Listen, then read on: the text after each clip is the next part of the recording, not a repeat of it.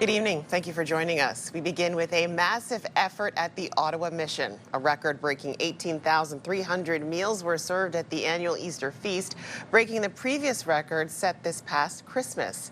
CTV's Kimberly Johnson has more.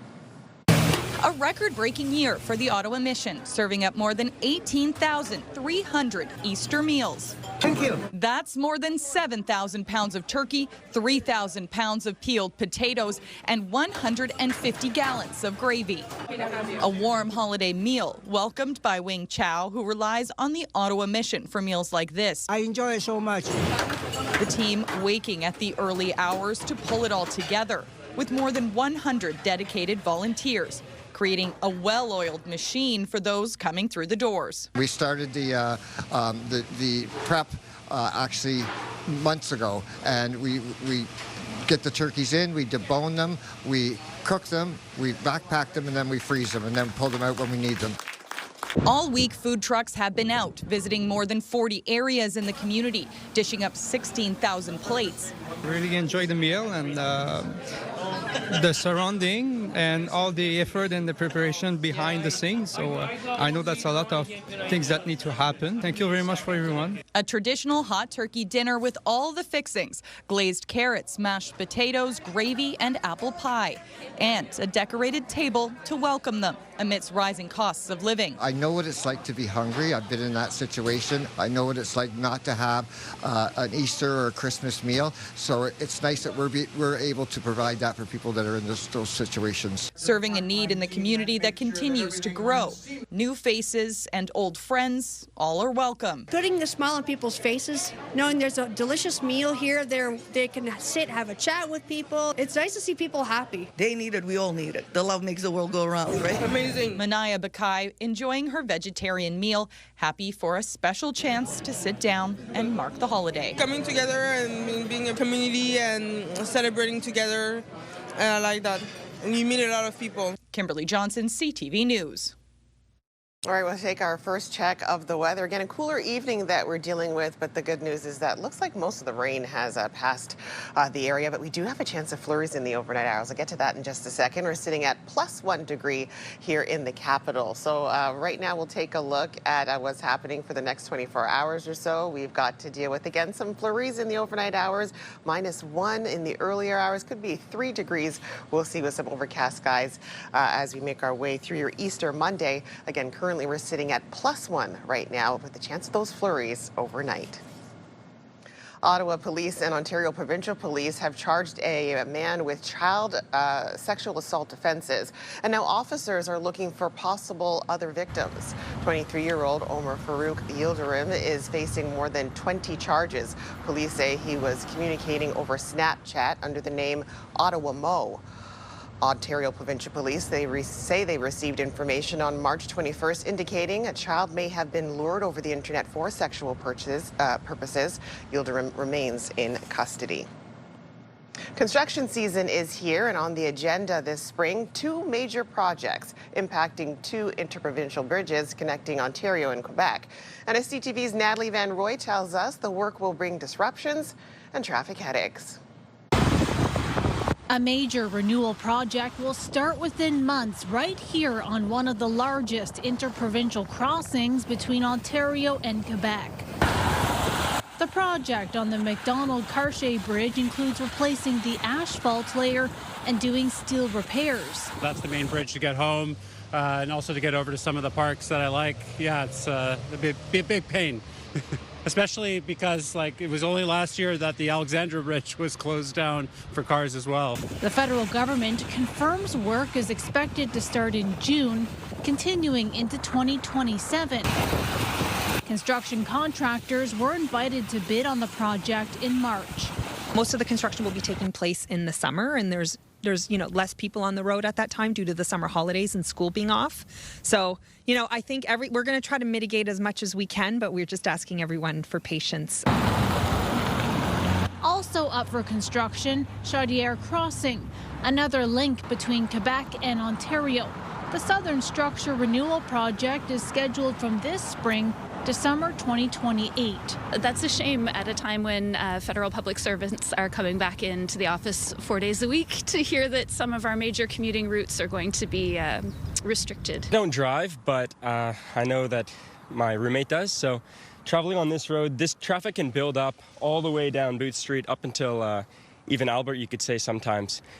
While this area is under repair, 2 lanes of traffic are expected to stay open, with 1 lane available in each direction at a reduced width. I think anything that limits through flow for cars as well as for people and people on bikes between the 2 provinces is very difficult, just for general transport as well as for leisure activities. That's still a good thing that people are going through, but it does prevent, it just causes more traffic.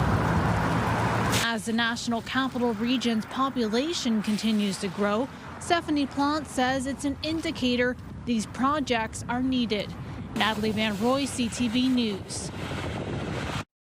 Well, it's Fan Appreciation Week at the Canadian Tire Centre, and the Ottawa Senators kicking off the week-long celebration with giveaways and special events, all with their playoff hopes still alive. CTV's Josh Moreno spoke with some of the Sens' most faithful. Go Sens, go! Go Sens, go! It's Fan Appreciation Week at the Canadian Tire Centre, and Matt Johnston is among the first here, taking in the early buzz ahead of puck drop. It's a great day to be out here. It's the start of spring. We're in the playoff push, and this is our Easter day. So we got a reservation inside the Canadian Tire Centre. We come out early so we can enjoy all the festivities and listen to the group, and yeah, it's nice. Outside and inside the arena, Ottawa Senators fans are being treated to games, prizes, and giveaways, part of a week-long thank you from the organization. There's lots of activities, lots of children this last weekend for Easter.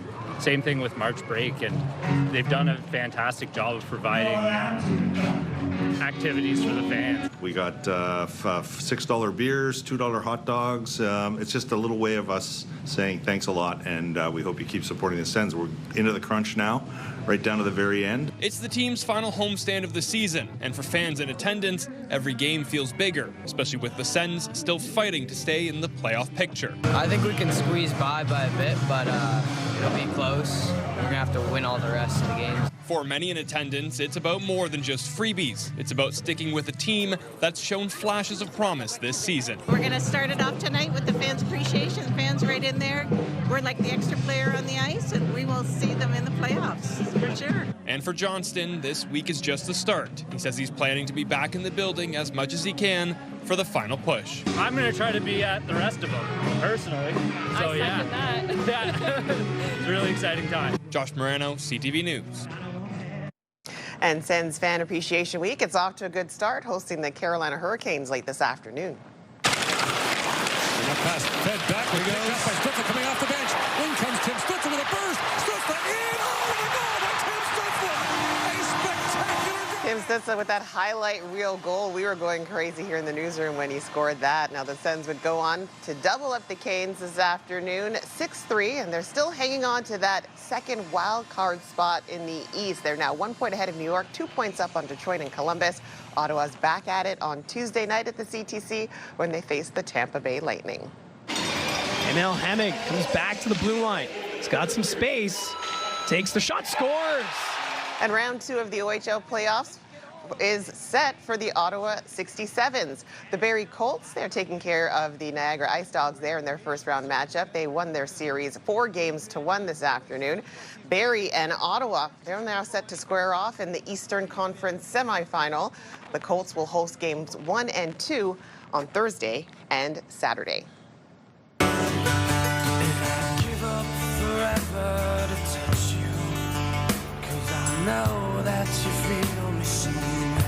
All right, coming up, if you got tickets to tomorrow's Goo Goo Dolls concert here in Ottawa, well, you're due for a refund.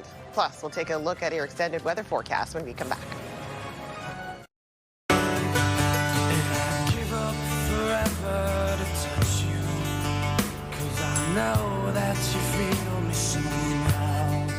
Well, bad Sad news for Goo Goo Dolls fans. The band is canceling its remaining Canadian tour as their lead singer Johnny Resnick deals with pneumonia. The Goo Goo Dolls were scheduled to perform at the Canadian Tire Centre tomorrow night. Now, on their social media accounts, the band says all tickets will be refunded at the point of purchase. All right, we'll take another look at what's happening weather-wise here in the capital. A look there along Rideau, Wellington Street there, looking at the bridge. Again, tonight we're looking at, again, cooler conditions, +1 here in the capital. But it looks like we will be looking at a little bit of snow that'll be coming in the next little bit. Just some flurries that we're going to be dealing with within the next hour or so, and then some cloud cover we'll deal with here throughout the region. Taking a look at our overnight lows here for the Ottawa area, -2 we're heading down to. Again, we have those chance of flurries, and again, mainly cloud cover that we're looking at through there. -2 for Cornwall as well. -1 for Brockville and Trenton, 0 for Kingston. -4 for Kittigan-Zibi, same thing for the Bancroft area. We're looking at -3 for Petawawa and Gatineau, same thing for Mont-Tremblant. -1 for Kemptville and Montreal, -1 for Maniwaki. As for tomorrow's highs for your Easter Monday, we've got 4 degrees, and again, a chance of some flurries and showers that we're dealing with mainly in the morning hours. 4 degrees again, looking at the high there. Kittigan-Zibi also sitting at 4 degrees for their high, 4 for Cornwall, 5 degrees for the rest of the Seaway, 4 for Bancroft as well as Pembroke. Petawawa, they're sitting at 3 degrees. 0 for Maniwaki and Mont-Tremblant, 4 degrees for Gatineau and Montreal, and 5 degrees for Kemptville. For the next week or so, here's how we're shaping up. Again, Monday and Tuesday, looks like we'll have similar conditions, chance of flurries that we're looking at. 4 degrees on Monday, +1 on Tuesday. Then on Wednesday, the sun looks like it's going to come out, looking for a high of 7 degrees. There's something beautiful about having this niche interest that you have. Don't hide it. It's important to find your people. Well, still ahead, a weekend of fandom and cosplay wraps up at Anime Ottawa over at the EY Centre.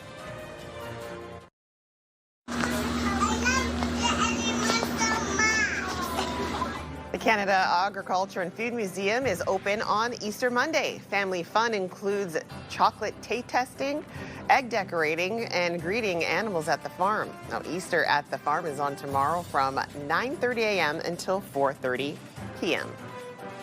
The 3rd edition of Anime Ottawa took over the capital this weekend at the EY Centre. Everything anime and cosplay were on full display, with this year's event beating its previous attendance records by drawing in more than 12,000 fans.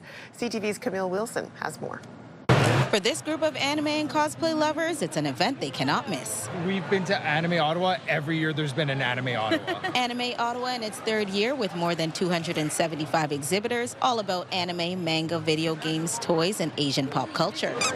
Attendees dressing up as their favorite characters. This new friend group met at the convention. They are all dressed up as part of the Vocaloid fandom. There is a movie and some video games, and there's a lot of fan interpretation. So we have Gumi over here from the song Wonderful Cat's Life. I'm doing an interpretation of the lesbian flag as Hatsune Miku. The best part for some, making friends. Definitely the social aspect. It's just like one big community of nerds, and you can't really judge other people because you're surrounded by a bunch of other nerds. It's just like such a judgment-free zone that you're just free to be yourself in. There's something special about like going to an anime convention and there's 5 people dressed up in your special interest the same way you are, and it's an instant connection. Drawing in a record-breaking 12,000 plus attendees as the anime community keeps growing. Anime has become pretty mainstream in the past few years. This is mostly and most importantly just an opportunity to like be around your people, you know, people who have found their tribes and just be in this wonderful, super inclusive and open-minded community. Some costumes made up. I created the character. This art is from 2023. A Vocal Party fan concert with virtual performers, a major draw while people here hone their cosplay skills. You get to find out more stuff about what you like, and also like, oh, I would like to try that type of outfit, or like, how did you do that? How did you make this wig? How did you do that? So it just makes more artists at the same time. Next year, Anime Ottawa runs from March 26th to 28th at the EY Centre. Camille Wilson, CTV News. Prediabetes means that blood sugar is starting to be high. Well, still to come, a team of doctors find diet and exercise not only lessen symptoms of type 2 diabetes, they can also reverse it. More on that story next.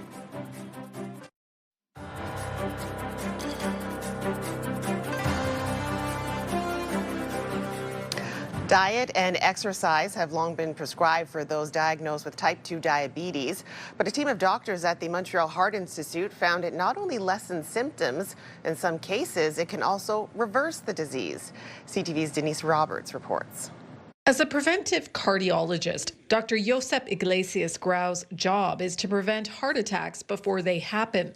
And that means looking for warning signs, including blood sugar levels. So prediabetes means that blood sugar is starting to be higher than normal. It's often linked to obesity and a diet high in ultra-processed foods. It's no surprise then that diet plays a key role in treating prediabetes and type 2 diabetes. But Dr. Iglesias Grau and the team at the Montreal Heart Institute have been studying how it can lead to a potential cure. So it's not just controlling the disease, we try really to reverse the disease, going to the root of the cause, which is particularly lifestyles on top of genetical causes. The team has developed a program that follows patients as they change their lifestyles for 1 year by drastically cutting out ultra-processed foods, adopting regular exercise, and weight training.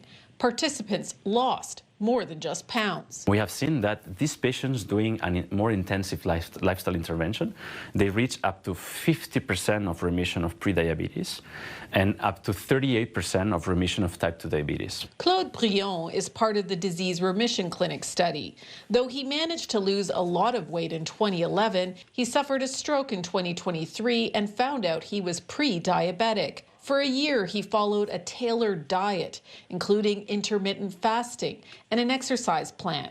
He's now in remission. There was small things that made a lot of difference. Another part of his lifestyle change is meditation. You can have very good diet, exercise, and things like that, but if you're not handling your stress, then that's going to have an impact. And he plans on making these changes permanent. But not every patient has the same commitment. We know from other studies that there are some patients that relapse, and that's also very important. That's why we call it remission and not cure, because some patients can relapse. That's why he says there needs to be a focused shift on how to prevent prediabetes before it develops into something serious. Some of his best tips: learn to identify and dramatically reduce ultra-processed foods, cook and eat at home, and focus on building muscle mass.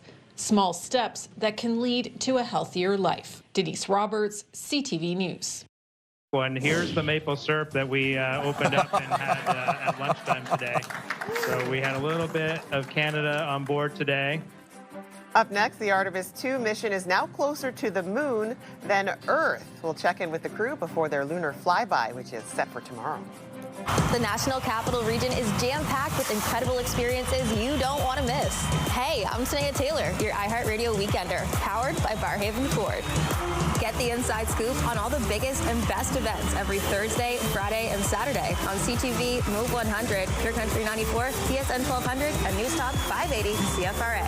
iHeartRadio Weekenders is powered by Barrhaven Ford, Ottawa's newest and largest Ford dealership, and Ontario's #1 Ford EV dealer.